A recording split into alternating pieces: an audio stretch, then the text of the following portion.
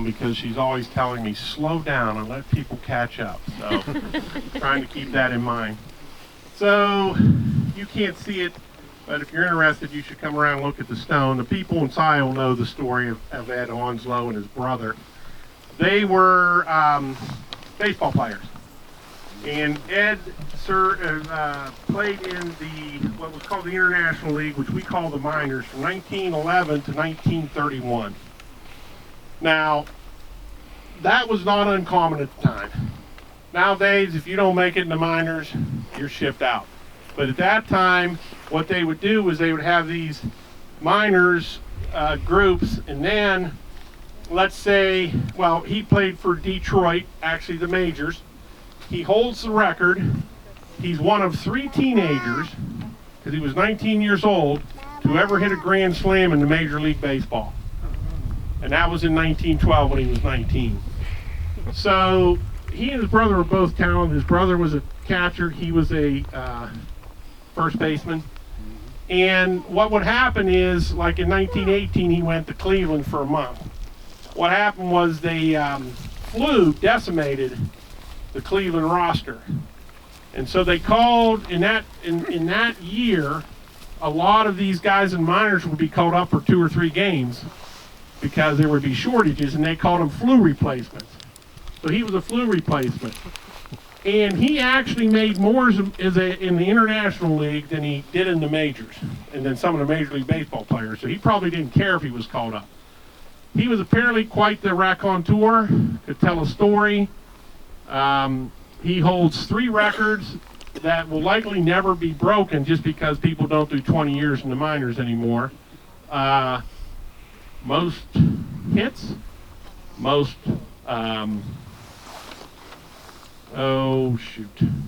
triples? Most triples, 137 triples, something like that. He's got 2,000 something games. Is it in there? What's that? So, at any rate, it's over here. But so he was he's our only Major League Baseball player, and his last game, and he at this point, let's see, if he was 19, he was 39, almost 40 years old, and he was playing center field, and the ball was hit the center field and went right between his legs, and the winning run scored. So his last game, an error caused by him, and this kid come up to the manager after the game and said, could I have a ball? And the manager told him, if you want a ball, just stand behind my center fielder. So our other athlete is D Shumaker, who was a dentist. So Dr. Shumaker is our only Olympian, and he was an Olympian in the 1932 Olympics in the prone 50-meter rifle. So he was an accomplished pistol shooter, and he'd won lots of awards, etc. And one day he was driving back from Cadiz, and this was in fall of 31. And that barn there, as you're coming down on the turn in Cadiz, they call it the pig barn on the left. They were having a shooting competition, which were really common back at that period. And so he saw them shooting a rifle, and he thought, well, I can do that. So he bought himself a Marlin, started practicing, no sights, all open sights, and he that spring, he shot a perfect score. Missed no targets, a perfect 40. They were the one he was so he was invited to join the Olympic team, which he did. So he went out to Los Angeles, and the paper says D Shumaker came in third with I think it was 94 points. The winners tied at 96 points. So they're shooting 10 targets, and a bullseye's worth 10. Okay, so, and it said he got a 3rd place, and then the next day or so, it says D Shumaker ends up with a bronze. So this 3rd place turned into a bronze medal, and he apparently used to tell people we had a bronze medal, but there's just one problem with that. He didn't.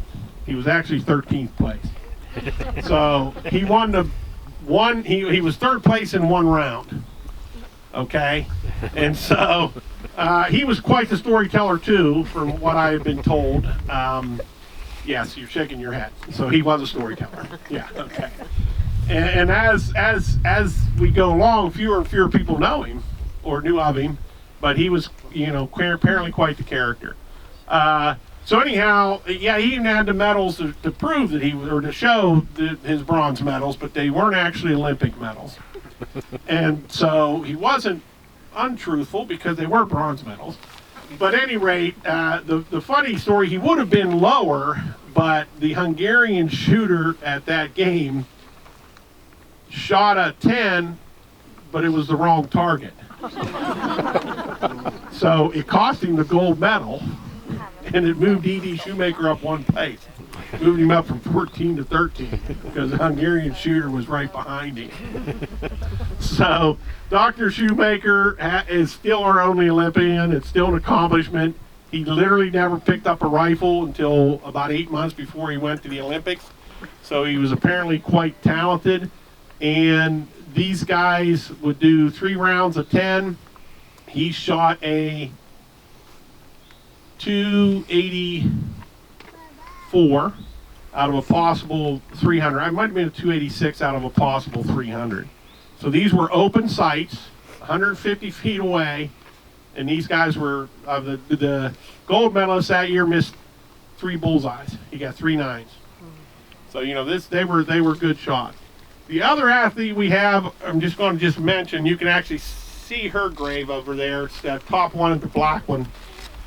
I forgot her first name again, Danny. Something Elaine. Elaine Noah. Right? What was her first name? Anyhow, she was a cheerleader for the Bengals. Mm-hmm. So she was a professional cheerleader. She died very young of cancer. And she has the Bengals symbol on her. And she has the Bengals symbol on her grave. But we're going to mention her as another professional athlete because Michelle Elaine Noah. And because cheerleading is certainly, it's a sport. It is an absolute sport. What's that? You back your tire? You say that's a sport? It is a sport. So behind you is Reese Circle. So I've got a question. How many people, and this is another question because Scioto Pottery's been closed for 40 years, right at 40, 85 or 83, I forget what you told me. 85. How many of you guys worked at Scioto Pottery? Anybody? 1? 2. Okay. 2. A couple behind me? Okay. Well, I'm telling you, 15 years ago, there'd have been 20 people with their hands up. So when you look at that monument, and that's a monument to Lou Reese. Lou, he would come to Harrison County rabbit hunting, and his first job at a pottery was a dipper. So he dipped the glaze on, and he would come while he was a dipper. He'd come to Harrison County, and he would rabbit hunt, and he would look at this pottery. Well, the pottery was built in 1920. It went into receivership in 1932, and he bought it for $18,000 at a sheriff's sale. He was an innovator, and in several ways, he was an innovator in the processes, and it became a profitable enterprise. He was known for a lot of things, like in 1932, he gave every employee a 25-cent chocolate candy bar. Now, what you got to understand is this is the middle of the Depression. And he, in many ways, saved Scioto because, men were looking for work. They would take anything they could take, and he gave them a good paying job. He did profit sharing, which is unheard of in that period. And in 1945, 46, right after the war, when business just boomed, He wrote profit sharing checks for a total of almost $700,000. So there's a reason he was beloved. He passed away in 52 or so, thereabouts. I don't remember exactly. That sound right, Chris? Sure. Early 50s. I think it was early 50s. And his brothers ran it. One of them ran the plant. One of them was the head of sales. It was very, very successful until imports. Imports in the 70s just beat it up. And so the family owned it until the very end. They still own it. It's now packages other products, so it is not a pottery anymore. My generation remembers it because that was our school field trip to see all those stuffed animals. Do you guys remember that? Oh, yeah. Yeah, that was big doing to see all those stuffed animals. But anyhow, it was a victim of cheap Chinese pottery. But for 50-some years, it was the place to be employed in Scio. And he was venerated, and you could tell by his, what they put up there for him. Oh, I forgot the best part. 1947, he threw these big Christmas parties. He was in Pittsburgh shopping for his big Christmas party, and the pottery burnt to the ground. And the employees working without pay, with him guiding them, rebuilt the entire pottery in 8 weeks. They went right back to work. They got about a 5-page spread in Life magazine, which was the biggest magazine circulation at the time. And so he was venerated for a reason, and the reason was he was a good boss, and he shared in the profits, and he got this town through the Depression. And so that's Lou Reese. There is a good book. The library has it, right, Sandy? Yep. There is a good book. It's Lou Reese and His Pottery. It's well worth reading if you're into local history. And we showed the movie last year. What was the title of that? Scio, Ohio. Lou Reese and the Scio Pottery. Yeah. Lou Reese and Scio Pottery. Was it like a little documentary? I didn't even know there was a movie. It was actually, it's a movie. Hollywood-made movie. A Hollywood-made movie? Yes. Get out of Dodge. Really? Yeah. Well, I would have I didn't put that in my cemetery tour. Hey, there was a movie made about the guy in Scio. Just good.